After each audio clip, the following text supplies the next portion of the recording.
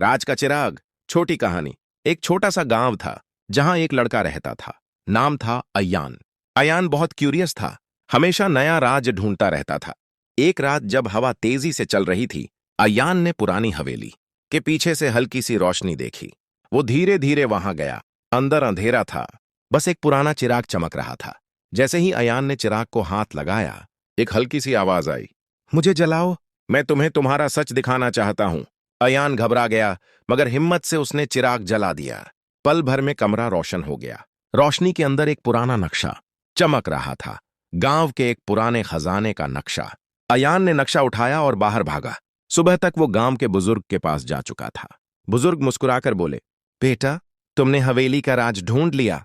ये महलों का नहीं, हिम्मत वालों का खजाना होता है। अयान ने उस राज का कभी गलत इस्तेमाल नहीं किया, बल्कि उस खजाने से गांव के लिए स्कूल, कुएं और सड़क बनवाई। गांव वाले कहते हैं, एक चिराग ने हमारी जिंदगी रोशन कर दी, और अयान, उसका नाम हमेशा याद रखा गया।